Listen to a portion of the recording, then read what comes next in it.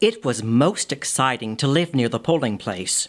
Lee and Lucy thought that they had never in all their lives seen anything so interesting as what went on inside the big empty office floor that had been taken over by the town for Election Day.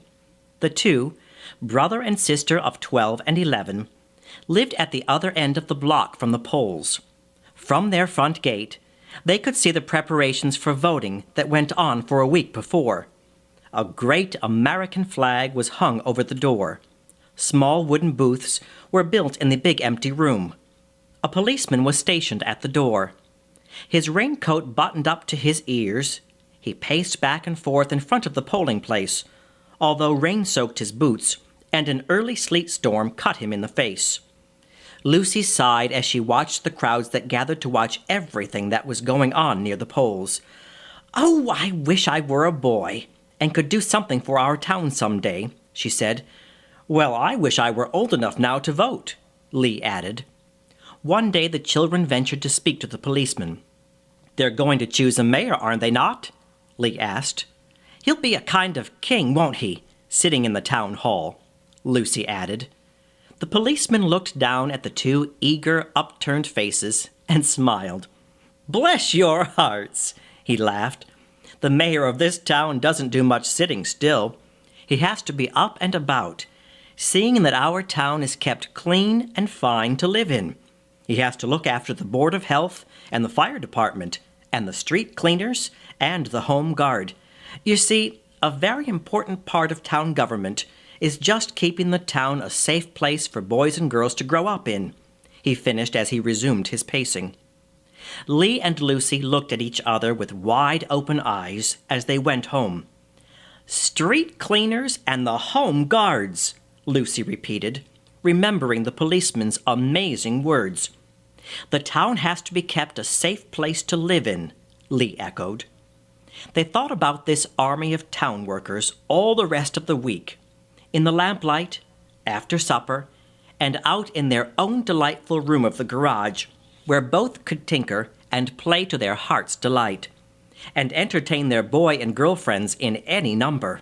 Perhaps it was the excitement of being so near a polling place. Perhaps it was the inspiration of seeing the stars and stripes flying in front of it. However it came about, though, it was a splendid plan that Lee and Lucy made. They kept it a secret until they had their garage playroom ready, which wasn't easy, for the neighboring children almost stormed the doors to find out about it. First, Lee cleaned the room. When he told the secret to his father one night, he got Lee an Uncle Sam poster to hang up in the garage. It was wonderfully large and fine to have. They hung a flag over the picture, and Lee made a desk by putting two wooden boxes side by side. Lucy covered the top with red blotting paper and brought out a pad of white paper and a bottle of blue ink from the home library. She busied herself making a quantity of white cambric badges, bordered at the top with red and at the bottom with blue. Lee lettered all these badges J.H.G.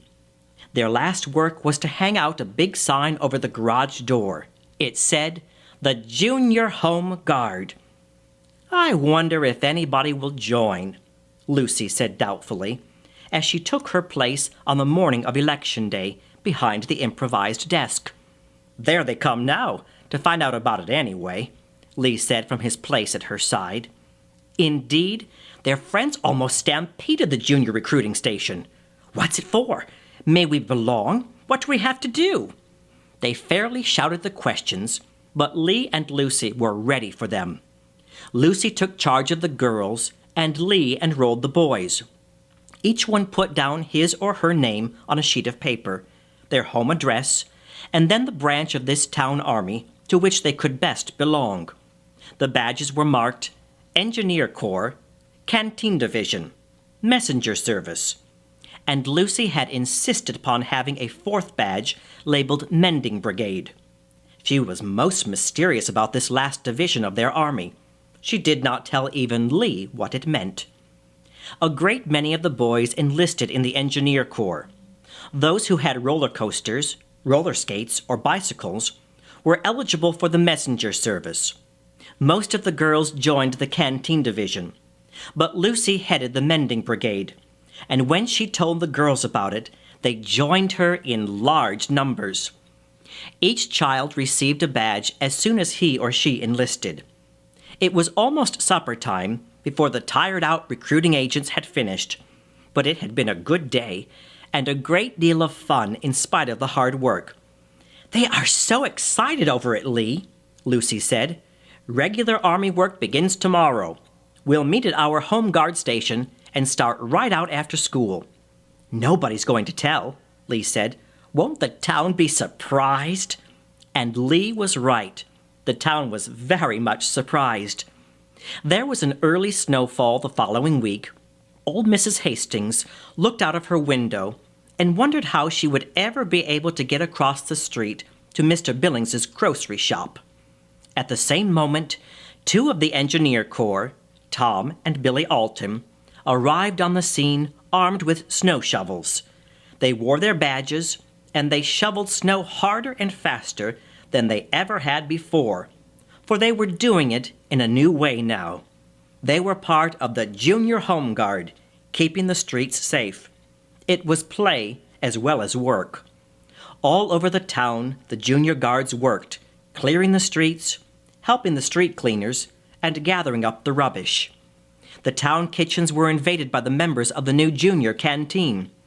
Wherever there was a little girl with a canteen badge, pots and pans played tunes, and dishwater glistened with rainbow-tinted soap suds. The girls put into practice at home the simple cooking that they learned in school. They brought samples of their paper-thin vegetable parings to the home guard station to see who wasted the least. They appointed a canteen division to be on duty every day in the school lunchroom to be sure that no food was thrown away. About the time of the thaw that followed the snowstorm, there was a call for more men for the Army. Mr. Billings lost 2 clerks and 3 delivery boys. There was the same lack of help in a good many other stores, and that brought the chance for which the junior messenger service had been waiting. When the stores opened on Saturday morning, there were 2 or 3 of the junior messengers on wheels waiting at the doors to volunteer their help as package carriers. They were a great help, and they volunteered also for other days after school. Those of the boys and girls who dropped into the junior home guard station for a brief furlough occasionally found the mending brigade busy and cheerful around the little wood stove that heated it. "We ought to have called ourselves the Daughters of Betsy Ross," Lucy said. "It looks exactly like a flag shop here," she exclaimed.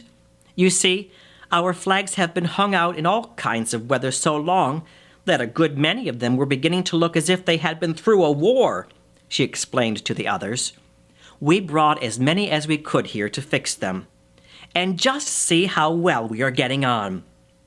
It was really wonderful what the mending brigade was accomplishing. Torn flags were being carefully stitched into whole ones again. Faded red stripes were being replaced by fresh new ones.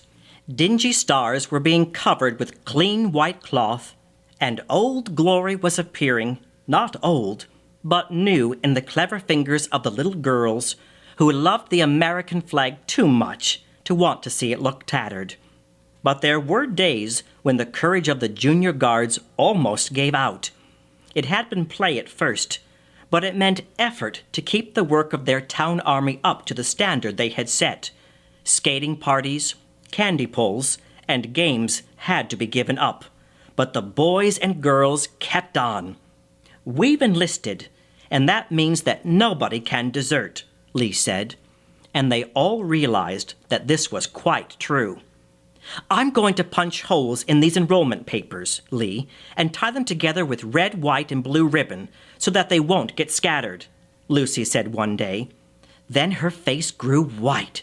"They're gone!" she said. It was true. Someone had taken the records of the junior guard. They looked for the papers without success for several days, and then one morning they found them quite as mysteriously returned. All the children said they had not touched them. There seemed no way to explain their disappearance, and it worried Lee and Lucy a great deal. until their attention was turned by the announcement of a special assembly in school. "I wonder what it's for," Lee said. "To give out more tests, I suppose," Lucy replied in a discouraged tone of voice.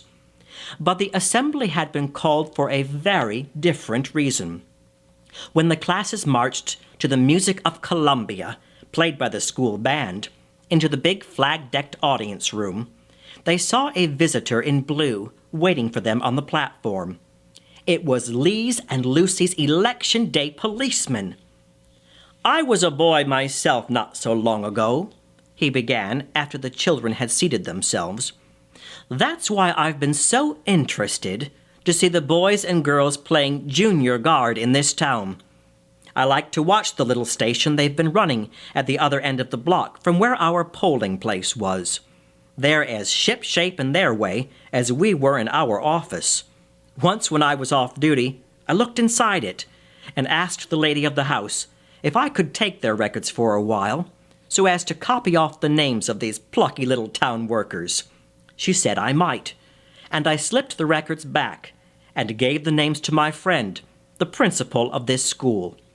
He told the mothers and fathers about the junior guards, and they've planned a surprise for the boys and girls. That's all I have to say, except that I want to shake hands with my fellow officers who did the planning. And now, 3 cheers for our town." They gave them, and it was repeated 3 times 3. Then came the surprise. The name of each junior home guard was called, and they went up to the platform to receive their gifts from the mothers and fathers. Red, white, and blue midi ties for the girls, and enameled flag buttons for the boys. As each junior guard went up, the whole school applauded. When Lee and Lucy went up and shook hands with the policeman, and then stood for a moment, one on each side of him, it seemed as if the school would never stop clapping. It was the best thing that the children had done all that winter, everybody said, and it turned out to last longer than Lee and Lucy had ever thought it would. They discovered that there was something for a junior guard to do every day in the year in his town, and a good deal of fun in doing it, too.